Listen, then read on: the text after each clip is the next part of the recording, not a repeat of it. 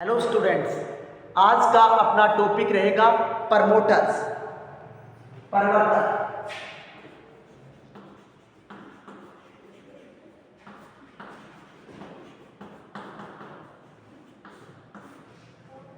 तो प्रवर्तक एक ऐसा व्यक्ति होता है जो कंपनी का निर्माण करने का फर्स्ट ऑफ ऑल जिसके माइंड में आइडिया जनरेट होता है, यानी एक ऐसा व्यक्ति जिसके माइंड में सबसे पहले कंपनी का निर्माण करने का आइडिया जनरेट होता है, उसी को हम क्या कहते हैं, उसी को आप प्रमोटर्स कहते हो।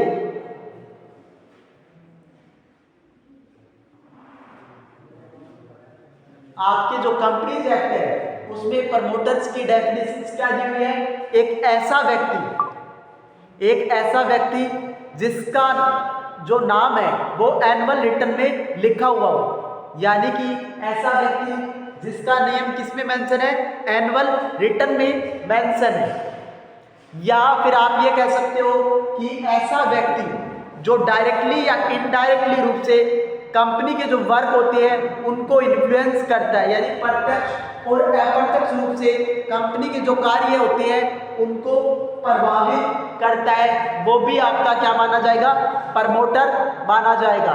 या फिर आप ये कह सकते हो एक ऐसा व्यक्ति जिसके आदेश निर्देश यानी ऑर्डर और इंस्ट्रक्शन मानने का जो आपका बोर्ड ऑफ डायरेक्टर है वो अभ्यस्त हो, यानी कि वो बोर्ड ऑफ डायरेक्टर किसके अकॉर्डिंग काम कर रहे हैं? उस व्यक्ति के अकॉर्डिंग काम कर रहे हैं, तो उसको भी हम क्या कहेंगे?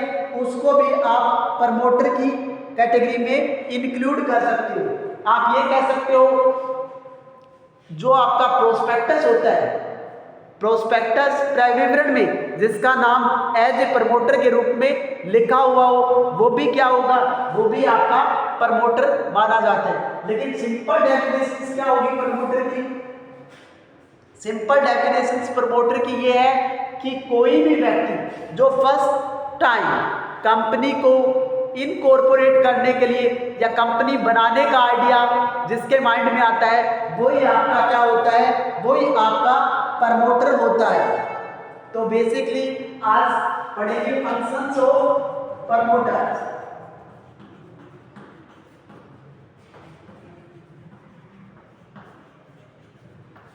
प्रवर्तक के कार्य।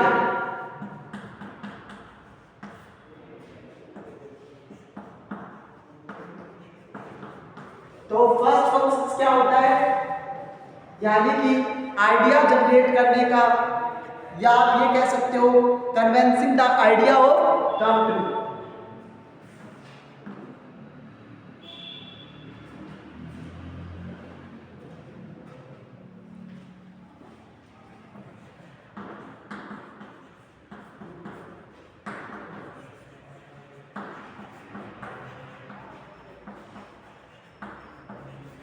Convincing the idea of company, यानी कंपनी की निर्माण की कल्पना करना।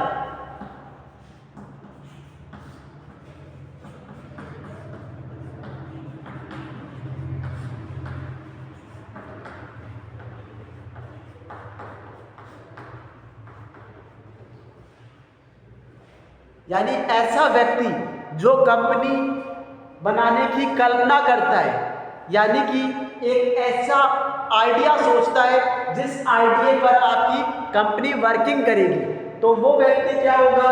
वो व्यक्ति आपका प्रमोटर होता है।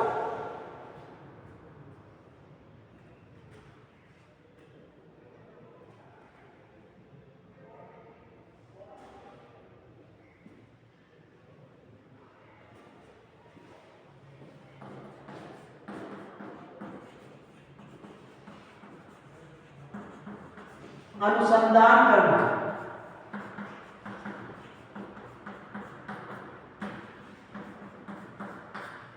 To do research.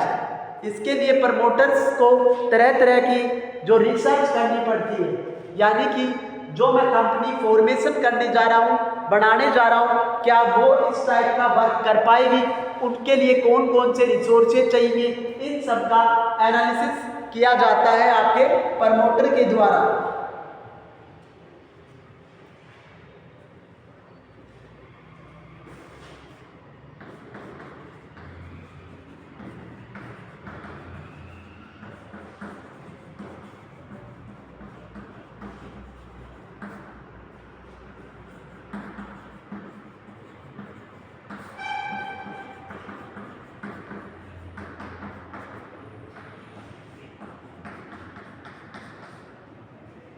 जब प्रमोटर के द्वारा ये डिसाइड कर लिया जाता है कि मेरे को कंपनी का फॉर्मेशन करना है, तो वो क्या करेगा, रिसोर्सेज कलेक्ट करना स्टार्ट करेगा।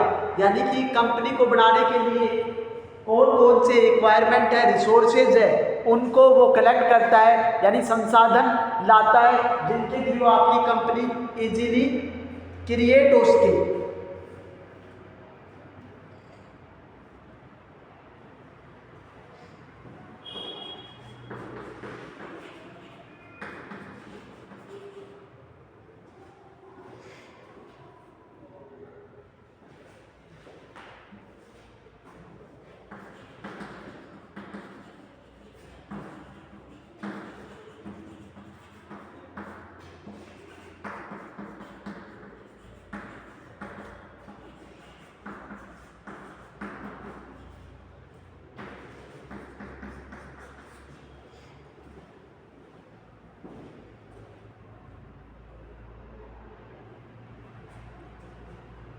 टू डू प्रीलिमिनरी कॉन्ट्रैक्ट यानी प्रारंभिक अनुबंध करना।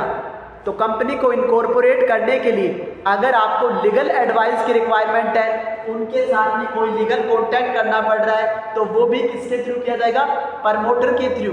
फॉर एग्जाम्पल कंपनी को जैसे लीज पे बिल्डिंग लेनी है या परमानेंट बिल्डिंग परचेज करनी है, प्लांट्स लाने हैं, इन सब के लिए जो भी कॉन्ट्रैक्ट किए जाएंगे वो आपके प्रमोटर के थ्रू कॉन्ट्रैक्ट किए जाएंगे।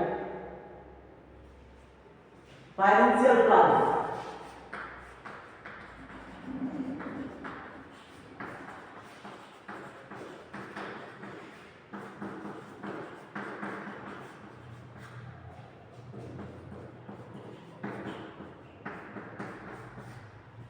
फाइनेंशियल प्लानिंग वित्तीय नियोजन।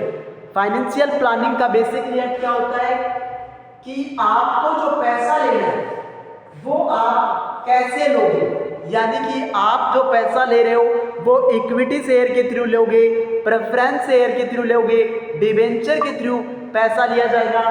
वो पैसा आप किन सोर्सेज से लोगे, इसके लिए कॉस्ट ऑफ कैपिटल भी कैलकुलेट की जाती है, यानी कि जो पैसा हम ले रहे हैं उनके लिए कितनी कॉस्ट हमको बियर करनी पड़ेगी, यानी कितनी कॉस्ट जो है अलग अलग रिसोर्सेज की आती है, उनका भी चेकआउट किया जाएगा।